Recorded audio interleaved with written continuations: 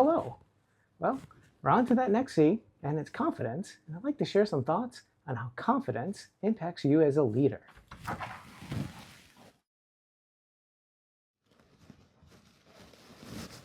Well, hello there, and welcome back. This week, we're going to focus still on confidence, but this time as a leader. And I can tell you that I've had my ups and downs as a leader that kind of impacted that confidence for me. And knowing that I had to continually show that I had confidence in something, whether it's myself or my team, then that portrayed on how much confidence that my team also shared with me. That confidence really had to be built and developed. It's not always given. So I had to earn a lot of that confidence. The story I shared this week is about my time at the Walt Disney World Resort. And when I was in training at Disney. Now, Disney, especially back when I first started there, was all about training and development and moving forward with new learning possibilities. Everybody thought that Disney was at the top of their game. And for me to go into the training and development team at Disney, that was key. That was huge because my background was in education and psychology. And so for me, if I wanted to have more confidence in that realm, I needed to be successful in a big company like Disney. So as I look back at it, I had many points to where I applied to so many different roles, especially when I first started out and I didn't get them. I was already a leader in organizations outside of the Walt Disney Company. I was already a college graduate. I had a few different degrees at that point. I should have had enough confidence to move forward.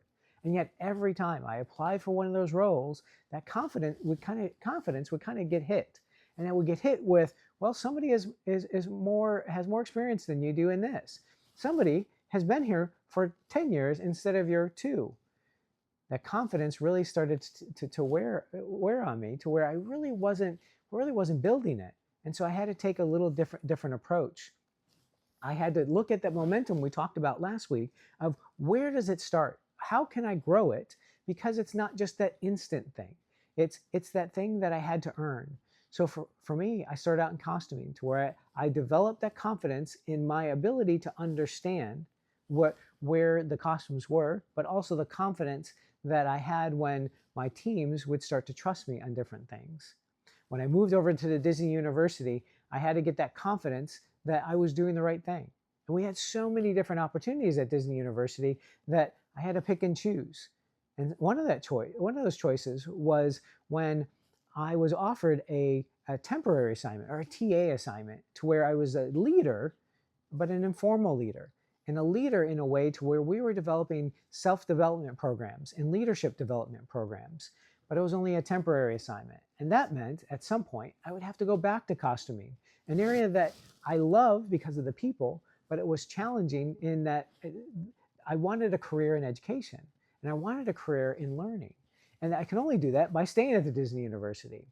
So as I got through those programs and that temporary assignment was coming to an end, I had to find other things. And I had to look for things that were within my span of control, but also my span of influence.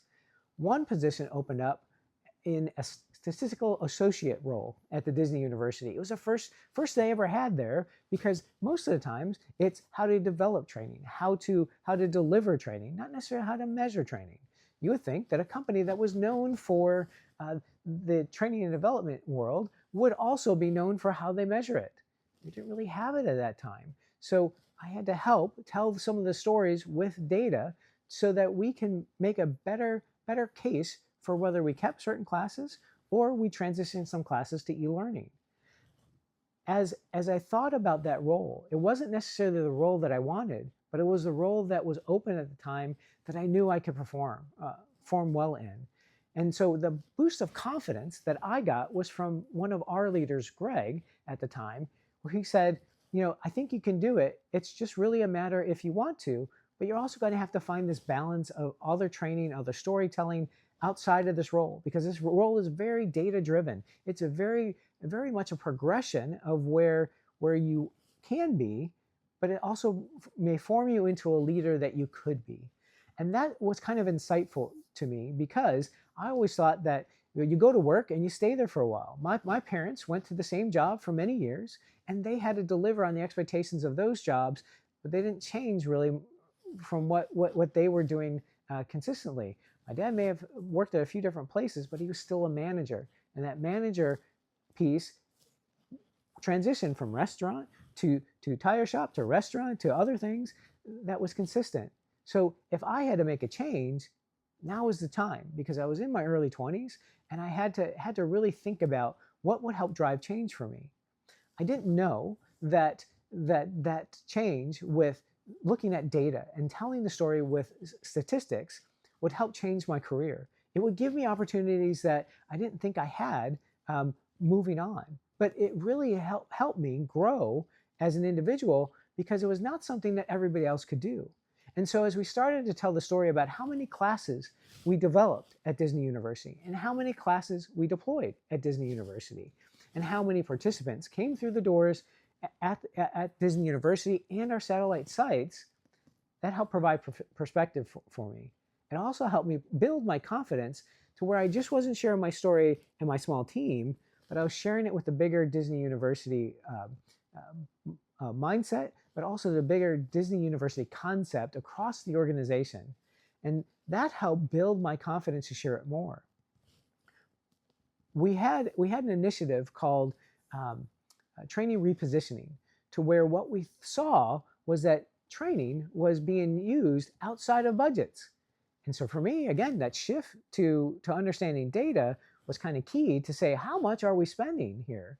And what we saw is that people out in the areas and out in the operations were spending a lot more than what their budget was indicated for. Why? Because people need training. People need education. They need it to help build their confidence in doing their job, but also providing a seamless experience to our guests. And so instead of compromising the success of our guest experience, the leaders were taking that as an opportunity to do on-the-job training. Now, that's never captured in most ledgers, because what they will see is they will see a number for how much does it cost to train people. And training, many times, is the first thing to be cut, because we don't think we need it. As humans, we kind of need that reinforcement, that confidence, so that we are moving forward in the right direction. And that confidence has to grow over time, and it's up to the leaders to make that change and provide the opportunities to do so, whether it's on-the-job training or whether it's formal training. Make sure that you're providing that to your team. As a leader, you have that ability to encourage that behavior, not to discourage it. So when somebody says, can I go to this conference? Can I do this? Can I apply the things that I learned in this book on this website?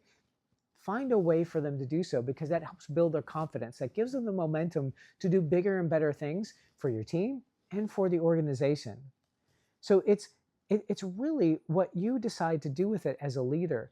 Make sure that you're building the confidence in your team so that they can learn and grow. A story I'd like to share that's outside of Disney is when somebody on my team showed that they had confidence in me as a leader. We had just transitioned. I mentioned last week that transition between HealthSpring buying Bravo Health. We had just purchased them, and our teams were growing. And that was confidence enough in the team, which I'll talk about next week. But we had one individual that wanted to be a part of this new team that we were growing and expanding in the different locations. This individual paid me the greatest compliment, and his name is Steven. He said that, whatever it takes, I want to be on this team because I see where your organization is growing. I see where your team is going, and I want to be a part of it. If I can't transfer, because I've only been here for a certain amount of time, if I can't transfer, then I will leave the organization and then come back. The interesting thing is that I didn't have a job open at that point for Steven to come back into, but he trusted and had enough confidence in what we were doing and the trust that we instilled so that he came back. Now, we did have a position that opened up. We were able to hire him back pretty quickly, and he was able to bridge his time. But for somebody to have that much confidence in you as a leader, for somebody to have that much confidence in you as an individual, that's significant. And that was a huge huge boost to my confidence, not only as a leader, but for what we were doing as a team and an organization. And that's the type of thing that you want to continue more of as a leader. Because what you're saying is that how I measure it is how I treat people. What confidence do I instill on the team? It's not how many widgets do you get done. That only provides confidence in you can do more. What it does is it provides you the opportunity to connect with people. As a leader, that's where your measure of confidence is. It's in what you're doing with the people that really help boost their confidence, help boost your confidence so that you're connecting with the people. Now, if you're a manager and you're managing things, then look at those measures that help check the box and build confidence in somebody for you to deliver on the checkbox. But if you're a leader of people, that measures that slightly different so that you can help build that confidence in others. How do you connect? How are you telling the stories? How are you looking for what boosts the confidence of your team members? As a leader, connect back with those individuals and ask them the questions. You don't have to ask your managers for that. You ask your team members for it. Because as you display that confidence in their abilities, they will grow new abilities, and then your confidence shifts to the confidence in those new abilities as well as the ones they've been demonstrating for a while. When you think about all the deposits that you make for confidence, think about where you're making the deposits for your team, and think about where you're making the deposits for others in your organization. Write those down, share them with your team members, but also ask them to do the same, because confidence is not a one-way street. Confidence is others sharing some of that information and about you reacting to it, showing that your confidence is building. If you have a fear of public speaking, or somebody on your team does, have them talk in your individual meetings. Have them have conversations with other people outside your group so that they have the opportunity to share more. In one of our conversations in credibility, I talked about bringing analysts to meetings. This is also the way to help them build confidence, not only to use their credibility in the data, but to help them build confidence in public speaking and sharing new information. That helped many of the people that I worked with go on to have bigger careers in not just data analytics, but in leadership and mentoring as well. As you think about what other things that you can do, think about where you want to build your confidence, but also the confidence of your team, and then ask how many withdrawals you're making from that confidence along the way. Be very cognizant of where you're saying positives and constructive feedback. Constructive feedback is not negative. It's here's how I can help you build that confidence. And look for those opportunities not only to grow, but to give them the confidence to ask you more questions and to choose other avenues and subjects in which to grow. So that is our C for this week, which is confidence, and confidence as a leader. I'm giving you some stories for me, how I received confidence from my leadership, how I gave that confidence to others, and ways that you, as a leader, or whether formal or informal, can make a difference and build confidence in others that you work with. Thanks, and have a great day.